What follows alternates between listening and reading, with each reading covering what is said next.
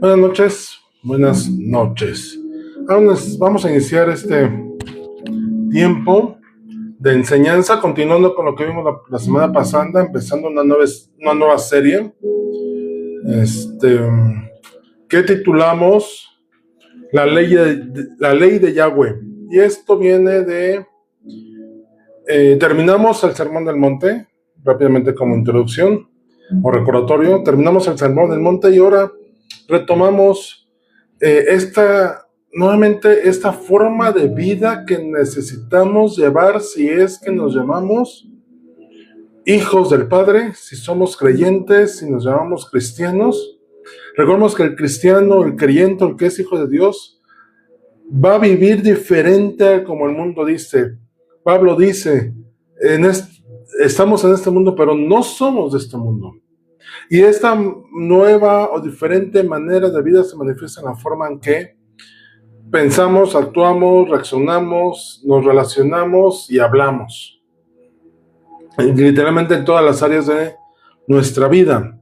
Y entonces es que vamos a revisar la ley del Antiguo Testamento, la ley de Yahweh, del Señor, que no ha dejado de estar vigente en cuanto a la parte moral y la parte ética. La ceremonial, la ritual y la sacerdotal obviamente ya se cumplieron en el sacrificio del Señor Jesús, en la obra que hicieron los sacerdotes en el Antiguo Testamento, y su fin, en cuanto no a fin de término, sino su fin en cuanto a cumplimiento, vino en el Señor Jesús. La semana pasada vimos que la ley, voy a tratar de dividirlo en los temas más importantes que engrosen varios mandamientos en un mismo concepto. En este caso, empezamos la enseñanza la semana pasada con los mandamientos que tienen que ver con Yahweh mismo, lo que tiene que ser respecto a Él. Vimos que un mandamiento es creer en Yahweh, otro mandamiento es no creer en otros dioses. El siguiente fue reconocer la unidad del Padre, de Dios, que viene que no adoramos a muchos dioses, solamente a uno, y es Yahweh, es el único. Amar al Señor fue otro de los mandamientos. Temer a Dios, que no es lo mismo que amar. Amar es dar de sí. Temer es reverenciar y honrar. Y entonces entramos a los que vamos a ver hoy. Van a ser 6. Espero irme rápido en el sentido de tener el tiempo de ver todos. Primero vamos a orar. Bendito Dios y Padre Celestial, te damos gracias porque eres bueno con nosotros. Gracias porque tú te manifiestas sobre nosotros en misericordia, en amor, en bondad, en provisión, en sanidad, Señor, en restauración. Señor, sigue tratando con nosotros. No te detengas y que esa enseñanza a esta hora sea para tu honra y tu gloria. Glorifícate tú, Espíritu Santo, toma tú el control, obstruyendo toda interrupción, toda distracción, y que nuestros corazones reciban lo que es necesario recibir. En los méritos preciosos de nuestro Señor Jesús. Amén. Muy bien. Entonces continuamos con el siguiente mandamiento, o los siguientes mandamientos, y vamos a Levítico 22:32. Levítico 22:32 contiene dos instrucciones de parte del Señor. Y una es, no profanéis mi santo nombre, para que yo sea santificado en medio de los hijos de Israel, yo, Jehová, que os santifico. Y el primero es no profanar su nombre. ¿Y qué es profanar? Lo vimos hace ya tiempo. Profanar es usar algo santo o santificado, consagrado, para el uso contrario, ¿no? No sé, voy a poner profanar una tumba es sacar el cuerpo, los huesos o los restos del lugar donde está destinado para ello. No quiero decir consagrado, pero destinado para ello, y sacarlo. Se supone que tú metes el cuerpo de una persona a una tumba para que ahí ya esté, ¿no? No tiene otro uso.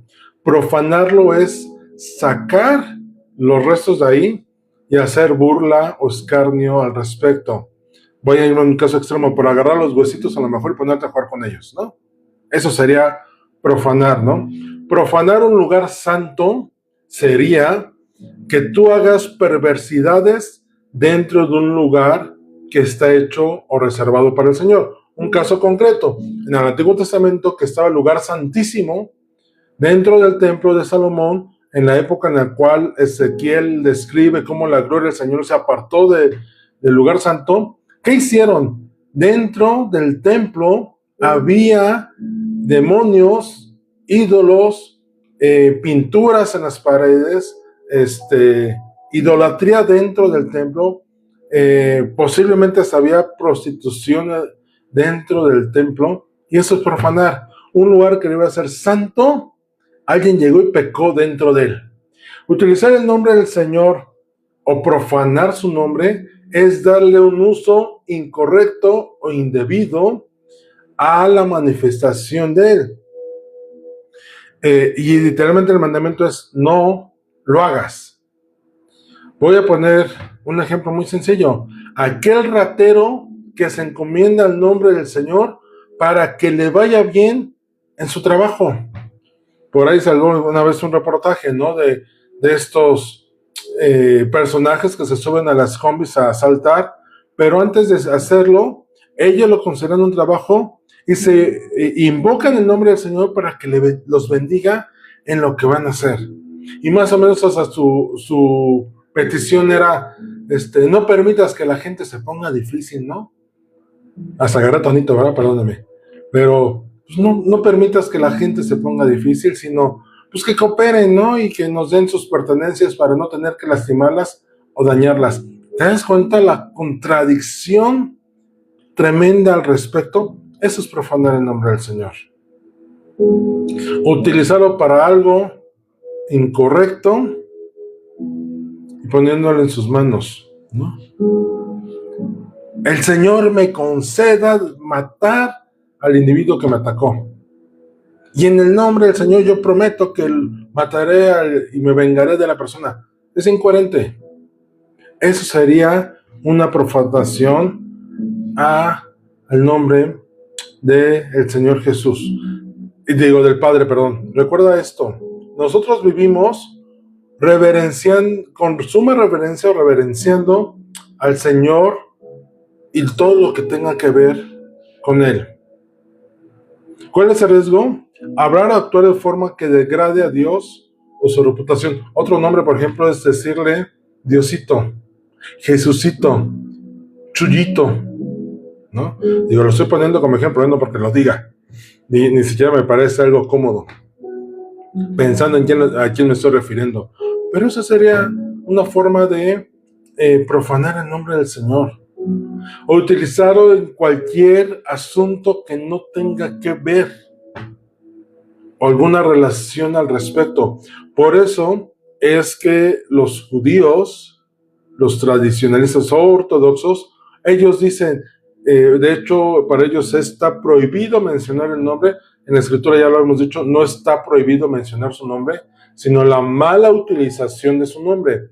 Pero este mandamiento de no profanar no solamente su mala utilización, sino utilizarlo de una forma irreverente, grosera y que degrade al Señor y su reputación. ¿Ok? Y dentro del mismo versículo dice, te voy a leer en Nueva Traducción Viviente: no deshonres mi santo nombre, y eso es profanar, porque demostraré mi santidad entre el pueblo de Israel.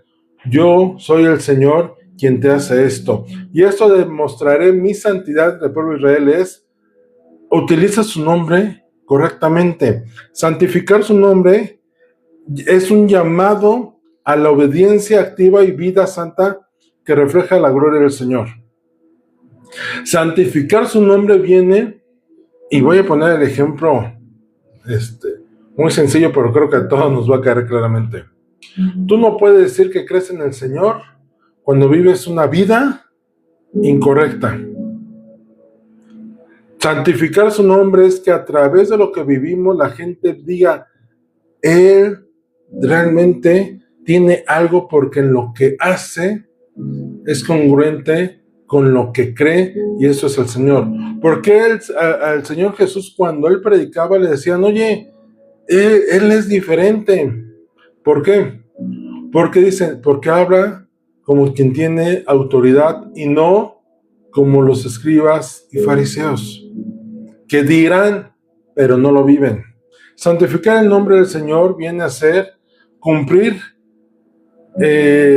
la ley, cumplir los mandamientos del Señor, cumplir en vivir una vida que honre y glorifique a Él, mostrar el carácter del Señor, reflejándolo en un testimonio que realmente sea congruente con lo que decimos creer y vivir. Es actuar y vivir de manera que Él sea glorificado en todas las cosas, inclusive en nuestra vida. ¿Cuántas veces hemos recibido bendiciones y le damos gracias a todo mundo? Y al que amerita, al que nos lo dio, al que lo hizo, que es el Señor, ni lo mencionamos. ¿Cuántas veces tú has visto a alguien que gana un reconocimiento y le da gracias hasta al abogado y al médico veterinario de su perrito, pero jamás se acuerda del Señor? Y esto es disruptivo porque tú has visto, por ejemplo, hay actores que creen en el Señor, que viven una vida que busca agradarle, que abiertamente dan un testimonio de actores en Hollywood y que cuando pasan a ganar un reconocimiento, ahora que acaban de pasar los Óscares, ellos abiertamente dicen, yo le doy gracias porque este premio se lo debo a Él. Si lo obtuve, lo conseguí y me lo reconocieron, no es por mí, sino por Él en mí. Y esa es una forma de santificar su nombre. Es una forma en la cual nuestra vida refleja que Él es. Es el diario vivir que llevamos en el cual buscamos agradarle a Él. Así santificamos su nombre. Así evitamos que la gente vitupere y hable mal contra el Señor.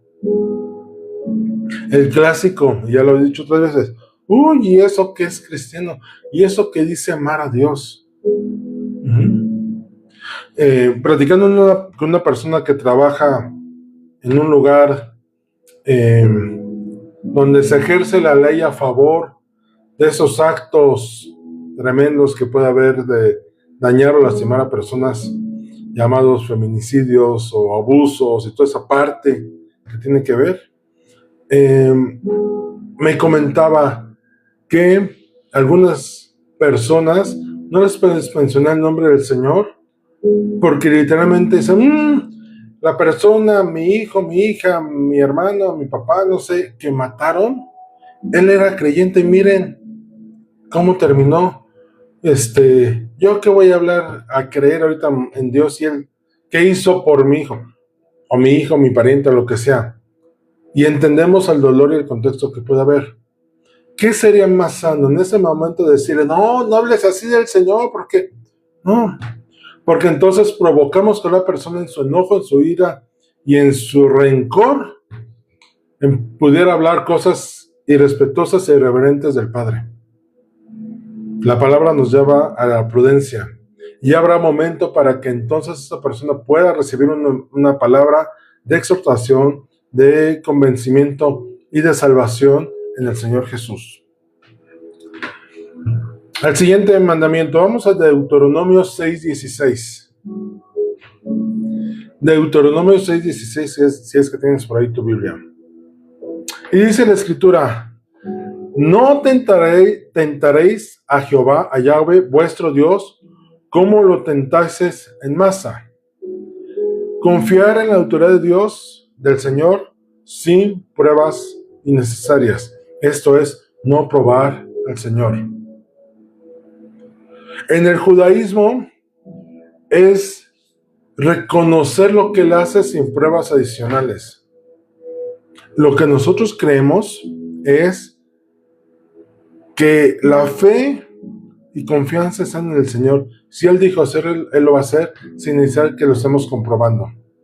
Por eso es porque cuando el Señor Jesús es sentado en el desierto por Satanás, ¿qué le dice Satanás? Si tú eres el hijo del Eterno, si tú eres el hijo de Yahweh, échate y que el Señor mande a sus ángeles, porque está escrito que mandará a sus ángeles cerca de ti, que te guarden todos sus caminos. Y el Señor le contesta, no tentarás al Señor tu Dios. Y viene de esa referencia de Deuteronomio 6:16 que dice, no tentaréis al Señor tu Dios. No necesitas tú decirle, si de veras eres Señor, quiero verte, ¿no? Demuéstrame que realmente existes, demuéstrame que realmente eres real, compruébamelo. ¿Recuerdan el pasaje en el cual Gedeón, cuando es mandado a una misión, le dice, Señor, si tú me mandaste, permite, y pone un vellocino, que es la piel de un animalito, y le dice, si tú me estás mandando como señal, te ruego que el vellocino esté seco, pero todo alrededor esté mojado.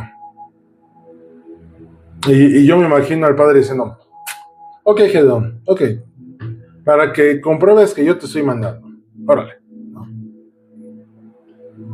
Y después que ve la comprobación, Gedeón tiene la puntada de decirle, bueno, Señor, no te enojes conmigo, pero nada más para comprobar, confirmar. Si tú me has enviado, entonces ahora que el vellocino esté mojado y todo alrededor seco. Y el Señor lo concedió. Esto no viene a ser una receta médica, una receta de cocina para que siempre lo utilizas y entonces el Señor va a responder así. No. El Señor sabrá hacerlo con quien quiera hacerlo y mostrarse de esta manera. Lo hizo con Gedeón, ¿por qué? Porque Gedeón venía de una incredulidad en la cual decía, Señor, ¿cómo tú nos vas a salvar si durante todo este tiempo hemos estado siendo atormentados y atacados por los amonitas? Y dice Gedeón, yo soy el más chiquito de mi familia. ¿Por qué habrías de escogerme a mí? El Señor en ese momento le permitió esa prueba para confirmarle que Él había sido escogido. Pero no es necesario, si nosotros conocemos al Padre, estarlo poniendo a prueba para comprobar si eso no es, si tiene poder o no tiene poder, si puede hacer o no puede hacer. De hecho, el Señor manifestó esta misma acción de forma diferente. Él no necesitaba hacerlo, pero lo hizo ante la incredulidad de las personas. Por ejemplo, en el caso de Moisés, cuando Moisés es llamado, que es Moisés poniendo pretextos, no, mira, pero es que si me dice que quién me mandó, ¿qué les voy a decir? Y luego, mira, no sé hablar. Y el Señor le resolvió todas las cosas. Y una de las pruebas que le puso fue, mira, lanza tu vara. Y la lanza. Y se convierte en serpiente. Y Moisés dice que huía de la serpiente. Y el Señor dice, ahora, tómalo de la cola y se volverá a hacer vara. Y si aún así no me crees, mete tu mano en tu ropa y cuando la saques, vas a ver que... Y dice que cuando sacó estaba su mano llena de lepra. La volvió a meter y la volvió a sacar y ya estaba sana su mano. El Señor hace esto en casos específicos, en momentos específicos, pero no porque uno lo esté poniendo a prueba a Él, sino porque Él manifiesta su poder y autoridad. Tengamos cuidado de estar tentando al Señor, sobre todo para que cumplan nuestros caprichos o ponerlo a prueba en ese sentido de retarlo. Tengamos mucho cuidado al respecto. El Señor Jesús fue claro. El Señor dijo en la Escritura, yo cuidaré de ti.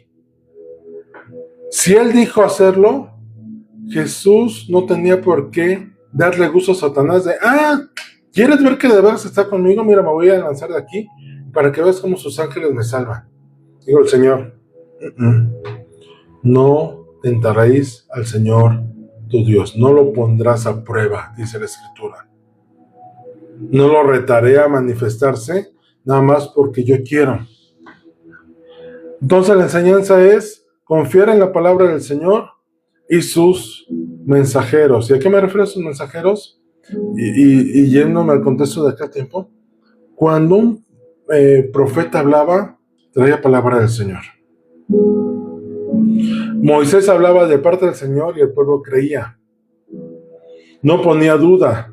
Y recordemos que cuando alguien dudó de las capacidades o del reconocimiento, la investidura que el Señor había puesto sobre Moisés, como fue Aarón y María, que dijeron, pero el Señor también habla a través de nosotros, no nomás sobre Moisés.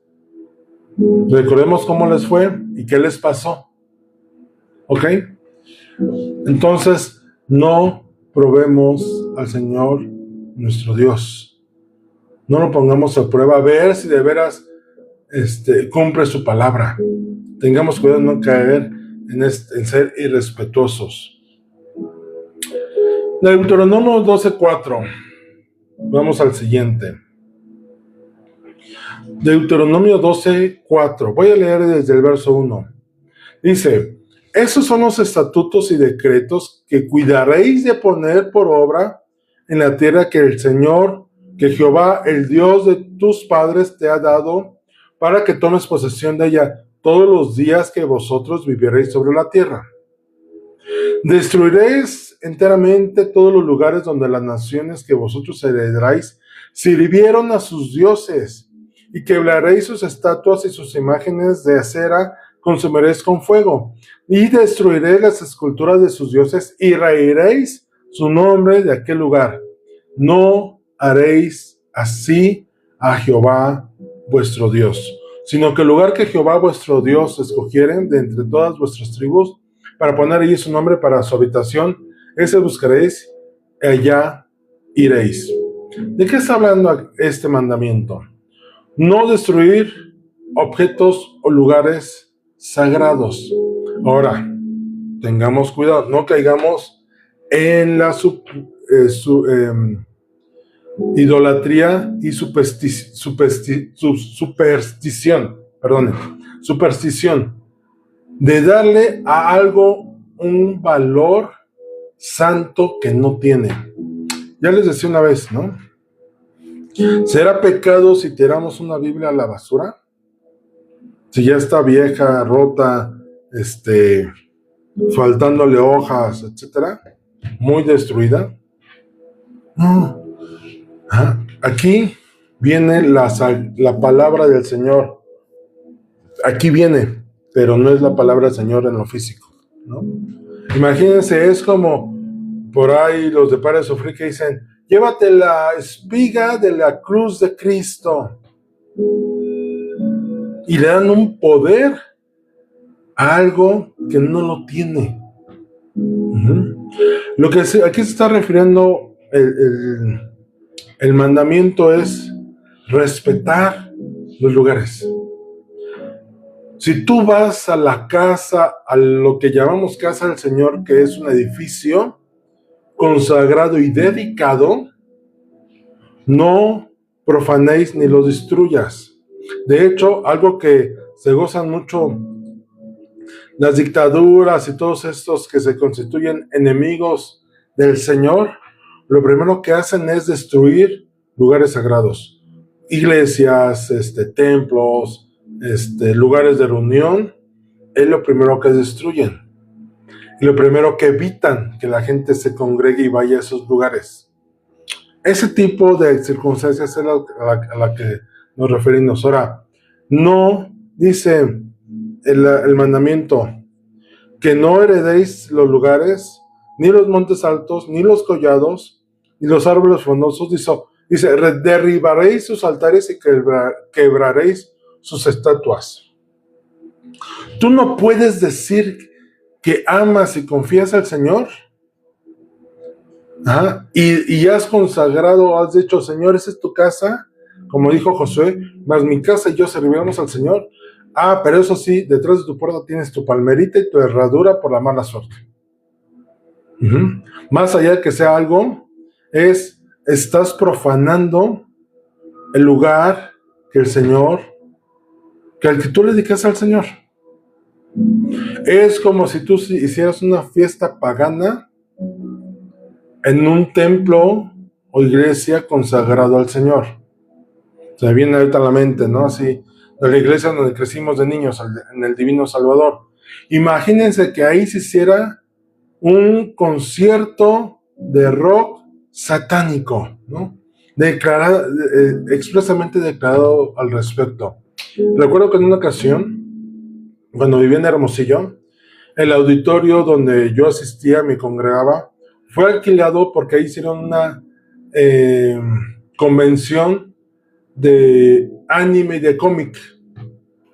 Todos conocen esto, ¿no? Las expos de anime, donde van personajes y se distribuye y cómics y no todos los cómics son correctos, tampoco los satanicemos, pero es toda esta tendencia y línea que hay de hasta personas que se disfrazan y toda esa parte. Y recuerdo que en aquellos tiempos la iglesia fue muy señalada y criticada porque como un lugar en el cual había reuniones se había permitido, se había alquilado para un evento secular. Yo no voy a juzgar si estuvo bien o estuvo mal. Ajá. Pero desde mi punto de vista, en lo personal, ¿no? Pero de acuerdo a la escritura, ¿qué crees? ¿Fue correcto o fue incorrecto?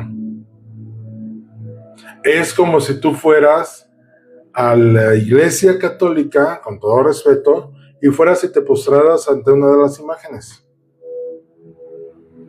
¿Es correcto o es incorrecto? De acuerdo a la escritura, es incorrecto. Más allá que haya sido un santo, más allá de que sea reconocido, más allá que haya hecho buenas obras, finalmente es un siervo y es una imagen. Y el Señor claramente dice, no vas a hacer lo que yo te mandé que hagas con aquellas naciones, que destruyas todo lo que tiene que ver con sus creencias, prácticas e idolatría, tú no lo vas a hacer con los lugares sagrados. Por eso es que el pueblo se dolió tanto cuando el templo de Salomón fue tomado y destruido.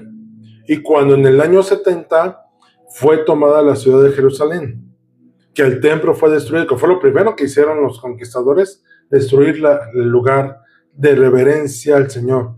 Por eso es que el pueblo se dolió, porque conocían la ley y el mandamiento que hablaba al respecto. No destruiréis ni haréis así con los lugares sagrados que el Padre, que Yahweh había establecido. En este caso era el templo y el tabernáculo en su momento.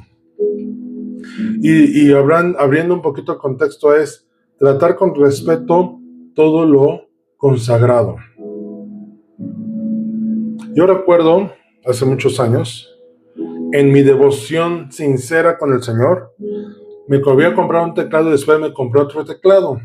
Y llegó un momento que tuve que vender uno de los dos. Pero me pesaba en demasía vender el teclado porque decía, Señor, pero es que yo oré por ese instrumento, yo batallé por ese instrumento, en tu gracia me proviste y ahora lo tengo que vender. Y te lo consagré y no me haría sentir bien que fuera a parar a cualquier lugar. Yo creo que el Señor tuvo misericordia al respecto, en la sinceridad de mi disposición, no por el instrumento, sino por lo que yo había vivido al respecto. Y la persona que se interesó, que fue la única que se interesó, se acercó y acordamos. Le digo, oye, con tristeza en mi corazón, le digo, oye, ¿y dónde lo vas a ocupar, no? Yo así como de... Me dice, es que ¿sabes qué? La iglesia me mandó a comprar un teclado porque hace falta un teclado en la iglesia. ¿Y dónde te congregas? Y ya me dijo la ubicación. Y le digo, me dice, le digo, no sabes qué alegría me da saber dónde voy a ir a parar ese teclado. De hecho me llamó la atención porque había yo puesto un sticker de un pescadito en la frontal del teclado. Me dice, no, ya eres cristiano, ¿verdad? Le digo, sí. Dice, no te preocupes, el teclado va a ser usado para servicio del Señor. Y yo, Señor. Imagínense que yo lo hubiera vendido a un grupo de rock, de aquellos, ¿no? Las cosas consagradas, démosle el valor correspondiente. Por respeto al Señor, no porque haya poder en el asunto, sino por respeto al Señor. Siguiente mandamiento, Deuteronomio 18:15. Deuteronomio 18:15 dice, profeta de en medio de ti, de tus hermanos como yo, te levantará Jehová tu Dios, y a él oiréis. Reconocer la autoridad profética genuina. Y esto ese mandamiento, el mandamiento propiamente es escuchar al profeta verdadero que viene del Señor. Yo sé que puede ser un tanto polémico en el sentido de cómo saber si el profeta es del Señor o no lo es. Y esto es dos asuntos: discernimiento, que tienes que tener relación con el Padre, y la otra, escudriñar todo lo que dice. Dice Pablo, probad los espíritus. Pero pasando ese filtro, teniendo ese contexto, entonces es, si has visto y reconocido que, hablando de profeta, es el que trae palabra del Señor. Si tú reconoces que el Espíritu del Señor está hablando a través de una persona y que viene del Señor, tienes que obedecer, tienes que atender la instrucción que recibes de parte de Él. Ahora lo podemos entender como toda autoridad que está sobre nosotros espiritualmente. Llámese pastor, llámese maestro, tienes que atender esa voz.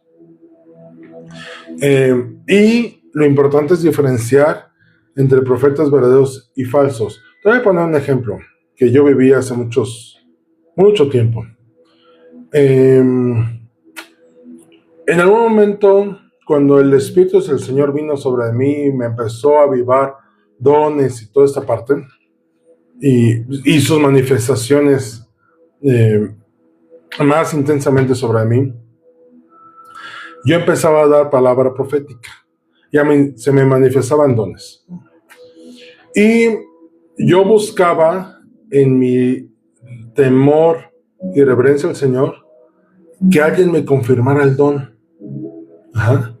Que yo confirmara, uno, que venía de Él, y otro, que no hablaban mis emociones, ni en mis fuerzas, ni en mis pensamientos, sino que venía de Él. Entonces, un día llegó un profeta a la congregación. Recordemos que aquí creemos, la instrucción que damos es que los 5 ministerios y dones dados por el Señor siguen vigentes. La Escritura en ningún momento dice que se hayan terminado, que hayan cesado. Entonces recuerdo que vino un profeta, ministró toda la iglesia durante 3 o 4 días, y a mí no me había tocado, ¿no? Como yo ministraba en el teclado, pues a mí no me había tocado. Yo veía cómo todos pasaban y a mí no me había tocado. Y en el último día, en la última reunión, un domingo en la tarde, lo tengo bien presente, esto yo no lo hablé con nadie, yo le dije al Señor, y yo probé, y lo que dice la Escritura, yo probé, si Él es profeta, que Él me confirme el don que tú me has dado, y nadie más. Y yo le dije en mi oración, Señor, y esto tú y yo lo sabemos, este es un trato entre tú y yo. Entonces en la última reunión yo recuerdo que él estuvo caminando, y dije, ya terminó con todos, y todavía dijo, bueno, estamos terminando, ya eran como 8:30 de la noche, y pasa enfrente de mí, yo estaba tocando, y pasa enfrente de mí, y yo pensé en ese momento, ya no me tocó, Señor, está bien, no voy a discutir contigo, no voy a pelear, tú conoces. Y cuando pasa, yo le estoy diciendo, y se detiene, y cuando se detiene, yo en mi pensamiento dije, se da 2 pasos atrás, dice, ¿alguien más puede venir a tocar? Dice, yo tengo que orar por ti. Yo estaba sorprendidísimo, ¿no? Entonces alguien me sopló en el teclado, me paró y mandó traer aceite.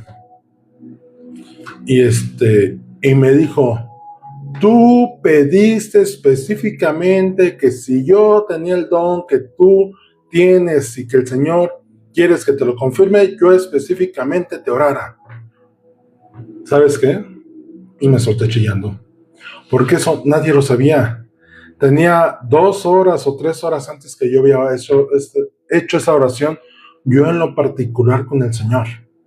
Nadie lo escuchó, nadie lo supo. No había forma que él se hubiera enterado. ¿Y sabes qué? Yo probé el espíritu de profecía que él tenía. Si era del Señor o Dios, porque le dije, mi oración dije, si él es profeta de ti, que él me confirme el don que me has dado.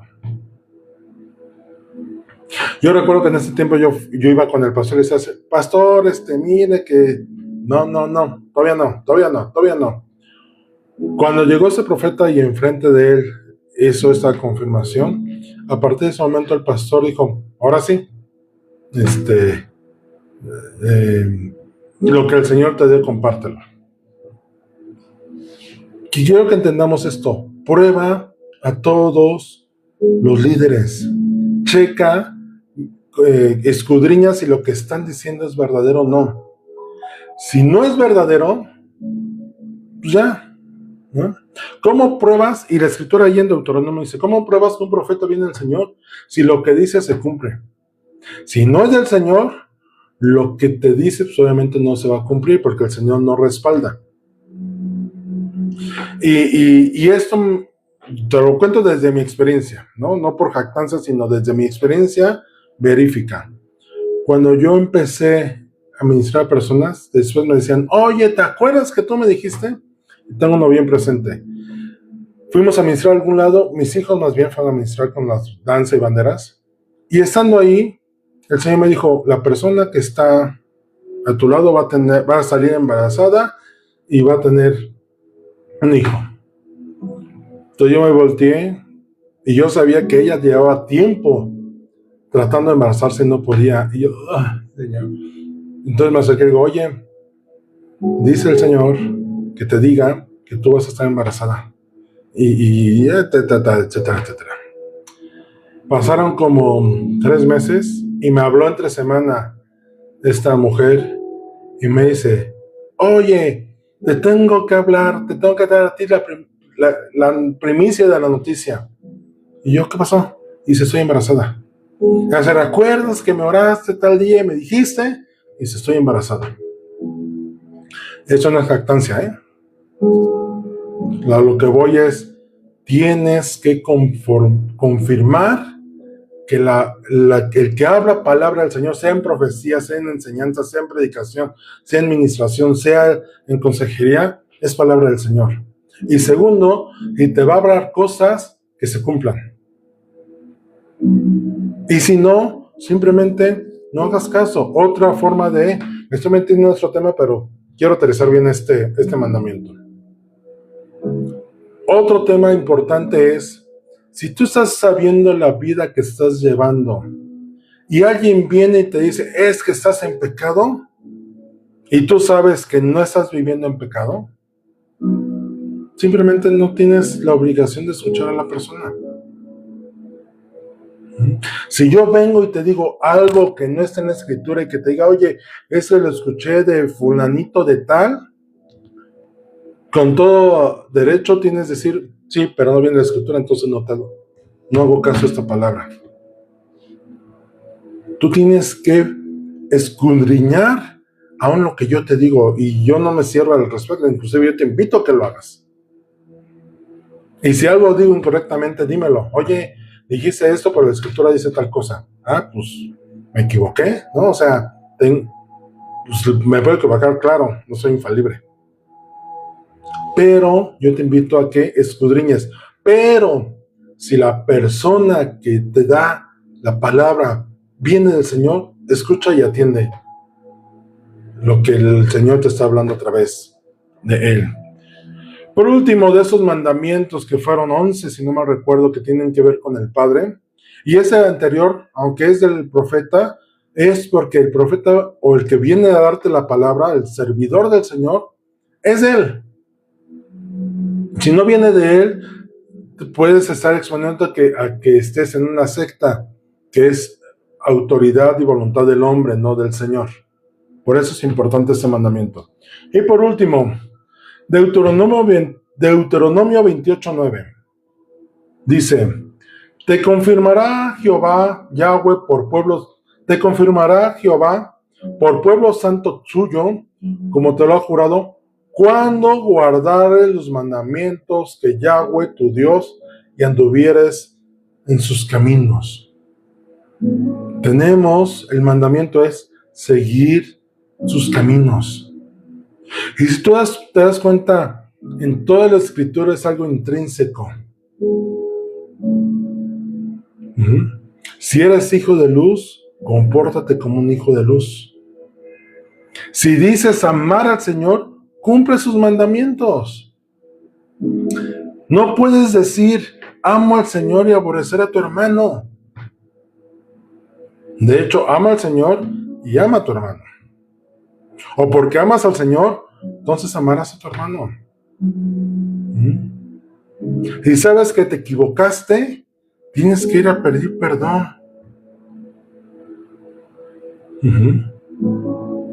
Si sabes que dañaste, tienes que ir a restaurar. Y yo sé que nos cuesta trabajo, sí. Yo el primero. No es que los esté yo mandando, no. También me aplica a mí, obviamente. ¿Y sabes qué? Lo he tenido que hacer. Y he tenido que hablar a personas de años y decir, oye, ¿te acuerdas lo que aquella vez así ocurrió? Perdóname, yo me equivoqué. ¿Y sabes por qué se tiene que hacer? Porque si quieres andar en los caminos del Señor, tienes que cumplir sus mandamientos. No puedes decir que lo amas o que lo sigues despreciando su ley y viviendo como tú quieres. Andar en sus caminos. De hecho, cuando David tiene muchas oraciones de ese tipo, y Salmo 51, después de haber pecado con Betsabé, él dice, no apartes de mí tu espíritu, enséñame tu camino y andaré en tus preceptos. El Salmo 119 dice, en tus mandamientos meditaré, consideraré tus estatutos, me regocijaré en tus mandamientos, no me olvidaré de tus palabras. Tenemos que aprender a encontrarle el sentido, el amor, el gozo de andar en los caminos del Señor, en sus preceptos. Amar al Señor, en la mañana iba en un auto con la familia, iba mi tío, íbamos platicando y puso una canción de Marcos Witt y me hizo recordar. Y dentro de la letra, la canción de Marcos Witt es Te Anhelo, que me parece que es una canción profunda, pero en una parte de la letra dice, amar al Señor es algo muy sencillo. Y sabes que es cierto, amar al Señor es algo sencillo. Porque ¿qué pero le encuentras? ¿Qué dificultad te puede dar? Lo difícil de amar al Señor no es por Él, es por nosotros. Él es la persona correcta, perfecta para amar. Porque sabes que no te da problemas. ¿Por qué nosotros cuando buscamos pareja o llevar a nuestra familia, nos es difícil relacionarnos y vivir con ellos? Porque a veces las personas son complicadas y no son fáciles de amar. Por cómo son ellas, por su temperamento, por su carácter, por sus pensamientos, por su forma de hacer, de reaccionar, Amar al Señor Jesús es lo más sencillo de hacer. Porque Él no es tóxico. Él no es intolerante, no es regañón, no es egoísta, no busca lo suyo, no busca dañarte. Todo lo que dice Corintios 13, 1 Corintios 13. Es tan fácil de amarlo a Él, porque es la persona perfecta para amar. Lo complicado somos nosotros. Seguir al Señor y sus caminos no debería ser algo que nos pese. ¿Sabes por qué nos pesa? Por nuestra carne. Porque vuelvo a reiterar, la ley del Señor, los mandamientos que Él estableció, los preceptos, ordenanzas que Él dio, No es para nuestro mal, sino para nuestro bien. Dime en los versículos o en los mandamientos que acabamos de ver, ¿en qué sales tú perjudicado? ¿En qué sales tú dañado? ¿En qué pierdes? Lo único que vas a sentirte afectado si tienes problemas al respecto es en tu ego, en tu orgullo, en tu soberbia, en tu vanidad. Porque no cumplir esos mandamientos es porque te afecta algo de ti, de tu orgullo, de tu yo. No tendrás dioses ajenos delante de mí. Pero yo sí quiero tener uno. Y ese primero uno soy yo mismo. Primero yo antes que tú.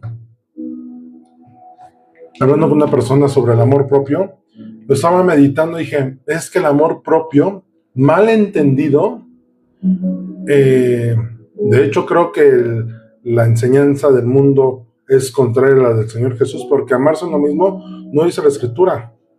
Dice, amarás a tu prójimo como a ti mismo. O sea, el amor que te tienes se va a manifestar en la medida que tú te manifiestes a los demás. No al revés. No dice, ámate tú para que puedas amar. No dice, ama para manifestar que te amas. ¿Lo has considerado? El amor propio incorrecto te puede llevar a ponerte a ti mismo antes que el Señor. Primero yo, después yo y el último yo. Y lo que me sobre, a ver a quién se lo doy. Primero me preocupo por mí, después te busco, Señor. Es que estoy amándome a mí mismo. Y el Señor desde arriba viendo y diciendo, ay, Arturo, al amarte a ti mismo me estás haciendo un lado a mí. Ámame a mí primero para que sepas amar a los demás y entonces manifiestes mi amor en ti. Seguir al Señor y sus caminos conlleva obedecer sus mandamientos con un corazón sincero. No porque lo tengas que hacer, sino porque lo quiero hacer. Yo te voy a ser sincero, hace algún tiempo, yo decía, no, yo que voy a ponerme a estudiar la Torah y todo esto por la imagen que yo tenía del judaísmo. Pero por la gracia del Señor entendí, dije, espérame, son sus mandamientos, no son de hombres, es de Él. Y el Señor Jesús no los canceló, no los abolió, sino los cumplió y corrigió mandamientos. Sigamos los caminos del Señor en todo tiempo y en todo lugar como mandamiento. No es opcional, necesitamos hacerlo, nos conviene hacerlo, tenemos que hacerlo. Vamos a orar.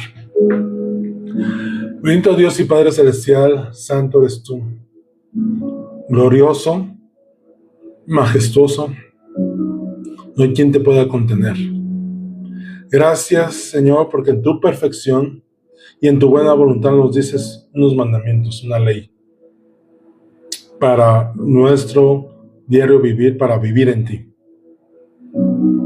Señor, perdónanos cuando hemos profanado y no hemos santificado tu nombre. Perdónanos cuando lo que es tuyo, consagrado a ti, no lo hemos sabido honrar y respetar, empezando desde nuestros cuerpos, que ahora es templo del Espíritu Santo, y lo hemos profanado, Señor, al no cuidarlo correctamente. Perdónanos, Señor. Perdónanos cuando hemos, Señor, no seguido tus caminos, cuando no hemos escuchado tu voz, cuando no hemos cuidado, Señor, lo que es tuyo. Ten misericordia de nosotros, Señor. Enséñanos, Espíritu Santo, a hacer la voluntad del Padre. Y si la voluntad del Padre viene plasmada en los mandamientos, enséñanos a caminar en ti. No por obligación, no por un látigo castigador, no por una opresión sobre nosotros, sino de un corazón sincero, de un corazón quebrantado, de un corazón humilde ante el Señor, dispuesto a seguir sus caminos. Señor, enséñanos a andar en tus caminos.